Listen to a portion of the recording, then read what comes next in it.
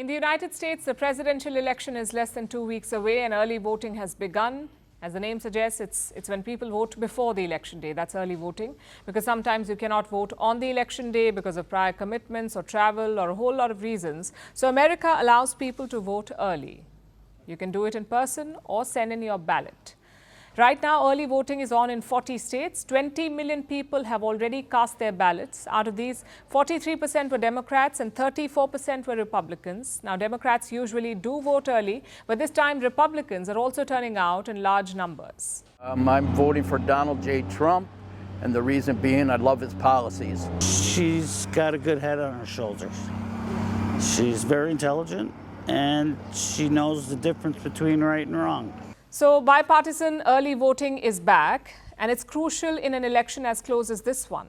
Look at the nationwide polls. Kamala Harris is polling at 48.1%. Donald Trump is at 46.3%. So Harris is leading by 1.8 percentage points. It doesn't mean very much. It falls within the margin of error. Then there are the key swing states: Pennsylvania, Michigan, Wisconsin, and Nevada. They decide who wins this election.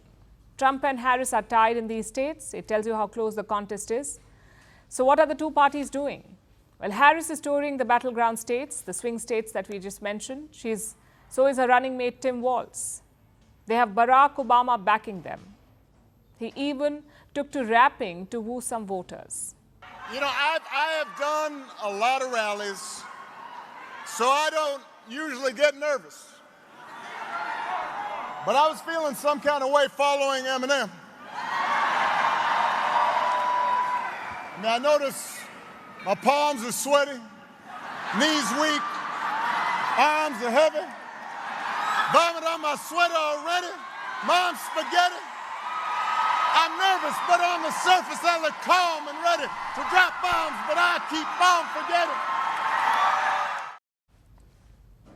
Eminem and Obama. Democrats are bringing out some big names. It also betrays their desperation. After these rallies, Harris is taking an unlikely detour. She's going to the red states: Texas, Kentucky, and Florida. Now, in America, states are called red and blue according to their political preference. Red states vote for Republicans, blue states vote for Democrats. Only a handful of states keep swinging between red and blue. These are the swing states. And most candidates focus their energy on the swing states. Then why is Kamala Harris going to red states? What's her campaign strategy? Especially with respect to Texas. This is the reddest of red states. It's voted for the Republican Party in the last 10 presidential elections. So 40 years. And that's not going to change this time. So why is Kamala Harris campaigning in Texas? Apparently, the Democrats are not going to get the votes, or not going to do it to get the votes. Their strategy is to highlight a problem. Texas has some of the strictest abortion laws in America, and Harris wants to use that as a pitch to say, vote for Harris or you will have no abortion rights, like in Texas. Same with Trump. He campaigned in California. It's a deep blue state, also Kamala Harris's home state. So why did he go there? To grab the headlines. Trump may not get those votes, but he sure got the eyeballs. And now he's going to New York. Again, a safe blue state. It's voted for Democrats in the last 9 elections. Yet Trump is heading to New York City, where he was born. He'll campaign there on Sunday at the Madison Square Garden. This election is a choice between whether we will have 4 more years of incompetence, failure, and disaster, or whether we'll begin the 4 greatest years in the history of our country. We'll do something that nobody will even believe. So campaigning is on in full swing, but what's a U.S. election without some foreign interference? Washington has its usual list of suspects: China, Russia, Iran. Now, Donald Trump is adding a new name to this list: the United Kingdom. Trump has filed a complaint with the FEC, the Federal Election Commission. It is against the UK's Labour Party. Trump accuses them of foreign interference. He says they are helping the Harris campaign. How?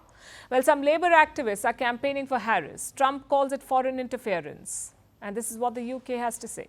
People in their own time often go and campaign, and that's what we've seen. It happens in all political parties. People go and campaign, and they do what they want to do in their own time with their own money. Is this illegal? According to American election rules, no, it's not. Foreign nationals are allowed to serve as campaign volunteers. That is, if they're not compensated by any party or group. And this is not the first time it has happened. Labor activists have long campaigned in US elections. Also, they're there in their personal capacity. The party does not send them. So technically, it is not against the law. But Donald Trump is not convinced. UK Prime Minister Keir Starmer is desperate to play down the row. But as the election day draws closer, controversies like this will only grow bigger. Firstpost decodes the U.S. election, explains how America chooses its president. Your primer on the race to the White House. Everything you need to know about how America votes and its global implications. U.S. Election Explained. Every Monday and Thursday only on Firstpost.